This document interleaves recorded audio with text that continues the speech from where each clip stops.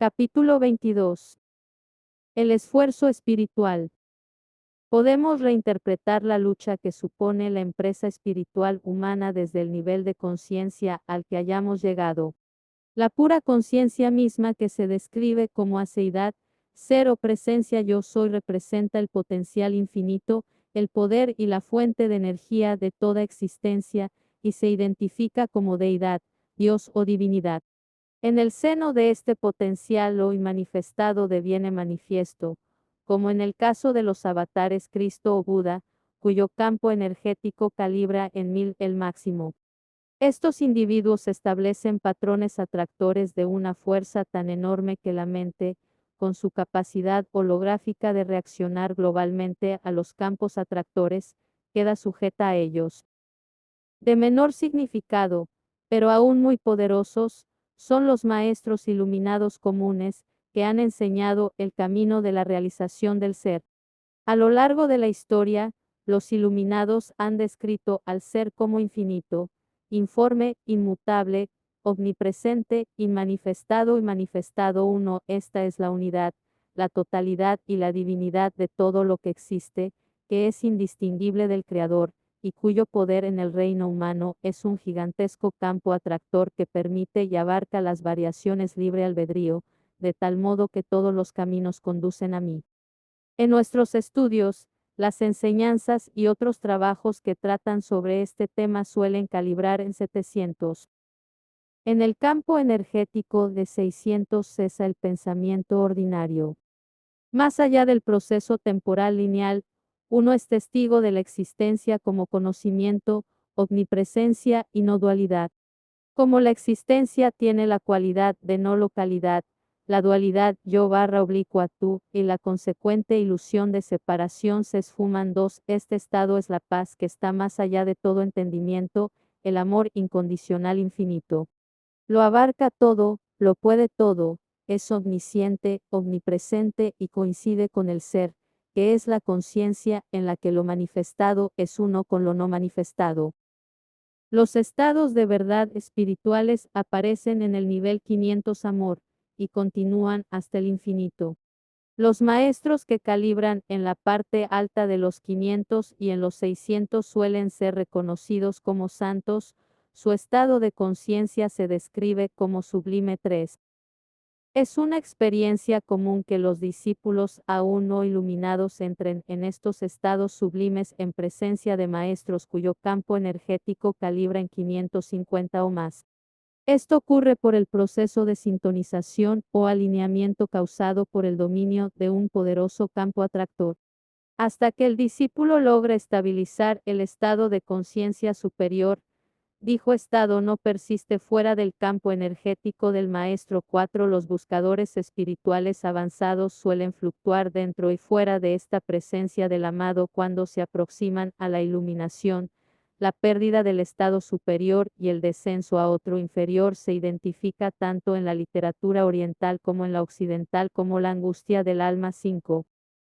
El trabajo espiritual, igual que otras actividades intensivas como algunas prácticas deportivas, puede resultar arduo y a menudo exige el desarrollo de herramientas específicas para la tarea, incluso de una intención muy enfocada y una concentración constante. El trabajo interno es difícil debido al gran esfuerzo que se requiere para escapar de la gravedad que caracteriza los campos atractores inferiores y someterse a la influencia de los campos superiores. Para aliviar esta lucha, todas las religiones plantean restricciones a la exposición a los campos energéticos inferiores, aunque solo desde un punto de vista autoritario tal error podría considerarse un pecado. Un punto de vista más liberal acepta el devaneo del ser humano en los campos energéticos inferiores como un fallo perdonable. En general, las actitudes, emociones y comportamientos característicos de los campos energéticos por debajo de 200 excluyen la experiencia espiritual. El clásico mapa de los chakras, reconocido por muchas disciplinas espirituales, se correlaciona de manera casi exacta con el mapa de la conciencia surgido de nuestros estudios. El nivel 600 corresponde al chakra coronario, el 500 al corazón, del 200 hacia arriba, al plexo solar, mientras que el rencor, la envidia, el resentimiento y los celos se asocian al vaso. El chakra básico está relacionado con la supervivencia animal y con la fijación, con lo que impide el progreso espiritual. Así, todas las enseñanzas espirituales aconsejan mantenerse alejado de los aspectos mundanos y sugieren evitar el apego al sexo o al dinero. 6.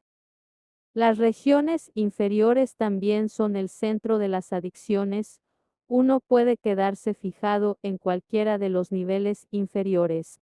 Casi todos estos campos energéticos, y las conductas a ellos asociadas, han dado lugar a grupos de autoayuda específicos y todos ellos coinciden en que, sin un contexto espiritual, la curación es muy improbable. En los programas para elevar la conciencia en general, el principio universal es que uno carece de poder hasta que dice la verdad. Todos los grupos de autoayuda de orientación espiritual requieren este primer paso. Son unánimes en la creencia de que los requisitos necesarios para progresar son una mente abierta y la disposición a mejorar. En otras palabras, uno debe haber alcanzado un campo energético de 200 para poder curarse. Permanecer bajo la influencia de los campos inferiores entraña un verdadero peligro de quedar tan profundamente sintonizado con ellos que no sea posible escapar. Sin embargo, no siempre sucede así. La historia revela muchos casos de individuos muy atados por la atracción de campos inferiores que de repente se abrieron paso a los superiores. Estas revelaciones repentinas todavía se ven a veces en la sociedad moderna. Como hemos visto, esta fue la experiencia que llevó a B.W. a fundar Alcohólicos Anónimos. Dicha vivencia parece caracterizarse por una transformación total de la conciencia, que permite liberarse de la atracción de los campos inferiores, y por una emersión repentina a la conciencia superior. Este tipo de experiencia, común en los primeros días de Alcohólicos Anónimos, cuando sus miembros solían estar a punto de exhalar su último aliento, no suele ser la experiencia de los alcohólicos funcionales que constituyen la mayoría de los recién llegados a en la actualidad. Tal como la atracción e influencia de los campos energéticos superiores tiene un efecto anabólico que potencia el crecimiento del sujeto, dejarse arrastrar por los campos inferiores tiene un efecto catabólico o destructivo. Hoy el ejemplo más extendido en nuestra cultura es la influencia de algunos tipos de música pop violenta. El punk rock, el date rock y la música rap pandillera hicieron que todos nuestros sujetos experimentales se debilitaran, lo que confirmó las observaciones antes realizadas por el Dr. John Diamond 7 en un estudio más reciente hecho con sus alumnos del que se informó en The Arizona Republic, 4 de julio de 1994, el Dr. James Johnson, de la Universidad de Carolina del Norte, descubrió que la música rap incrementa la tolerancia a la violencia y la predisposición a ella, al tiempo que promueve el materialismo y reduce los intereses académicos y el éxito a largo plazo. En los grupos de terapia y en las clínicas se constata a menudo que los drogadictos no se recuperan si continúan escuchando música heavy metal. De hecho, un seguimiento realizado durante un año a pacientes internados y a pacientes externos de Sedona Villa, una rama del Hospital Camelback de Phoenix, Arizona, indicó que no se había recuperado ni uno solo de los usuarios de cocaína que continuaban escuchando esta música negativa y violenta. 8. Los grupos de autoayuda para adictos siempre recomiendan que se eviten las influencias asociadas al estilo de vida anterior, es decir, sus campos energéticos. Estos adictos descubrieron que dejar la droga no era suficiente, pues solo se atacaba el ABC de la adicción. Mientras no pudieran establecer el compromiso de abandonar por completo la influencia del campo del que la música, como la droga, solo era una manifestación, no podían dejar de sintonizar con el atractor de baja energía, el ABC de la adicción. Es bastante previsible que los adictos recuperados que abandonan el campo energético de sus programas de autoayuda vuelvan a recaer 9 además de haber renunciado al sostén del poder combinado de sus compañeros.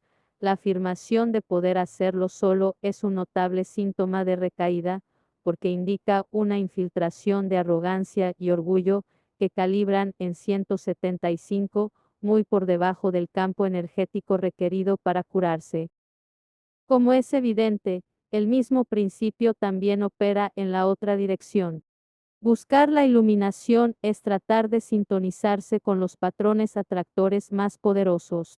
La clave, una vez más, es la voluntad, un acto de elección repetido de forma constante.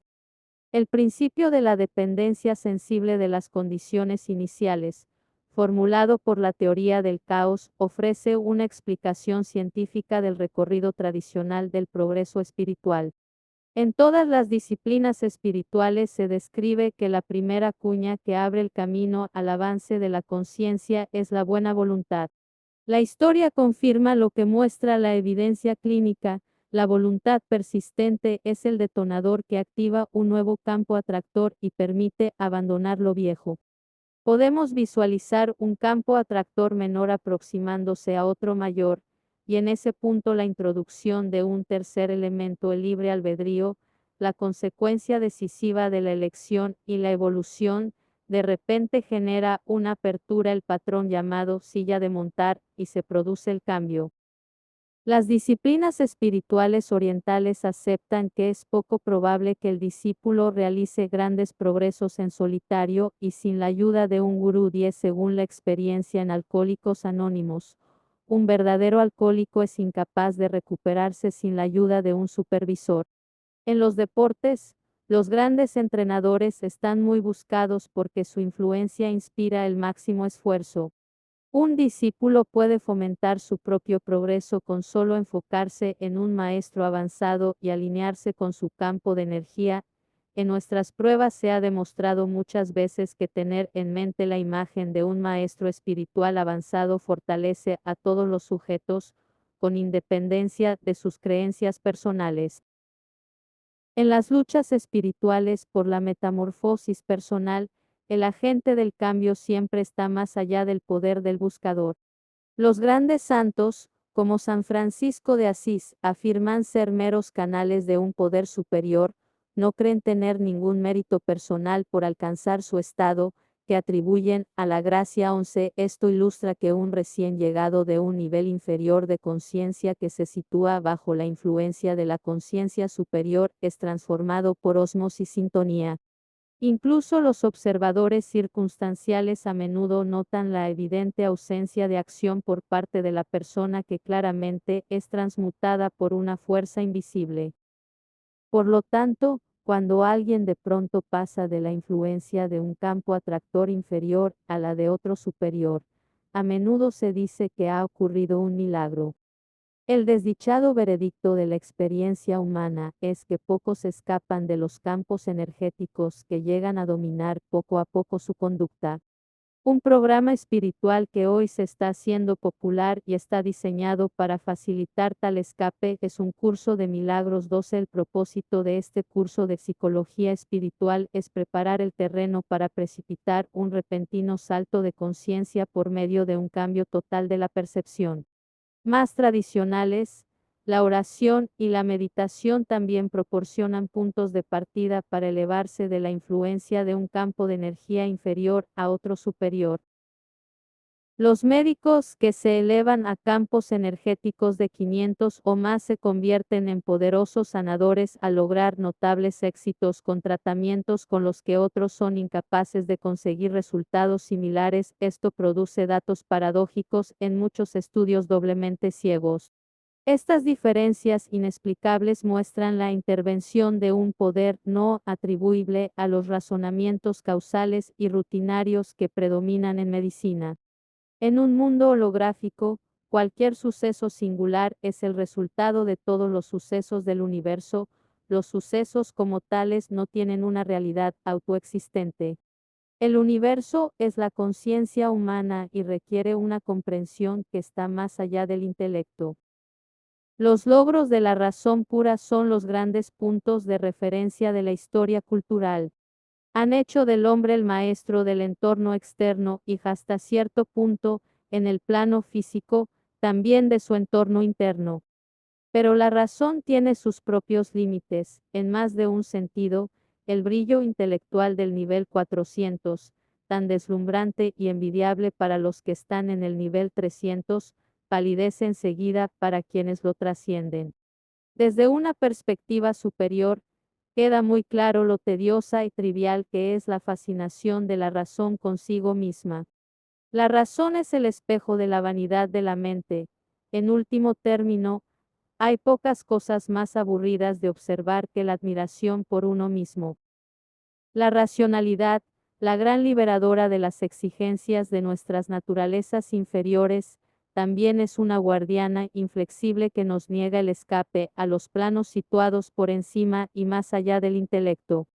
Para los que están sintonizados con el nivel de los 400, la razón misma se convierte en una tapadera, un techo para la evolución espiritual. Es asombroso comprobar cuántos de los grandes nombres de la historia calibran en 499, Descartes, Newton, Einstein y docenas más. La razón es el punto controvertido, la enorme barrera, la lucha por superarla es la más común, y a menudo la más larga, de las luchas espirituales.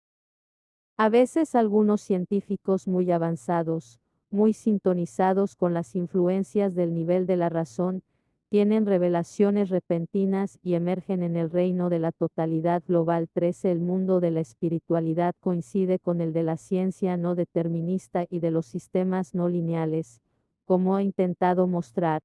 De hecho, nuestra investigación y este libro están diseñados para facilitar el reconocimiento racional de los fenómenos espirituales por parte de aquellos que son predominantemente lineales y están acostumbrados a funcionar con el cerebro izquierdo.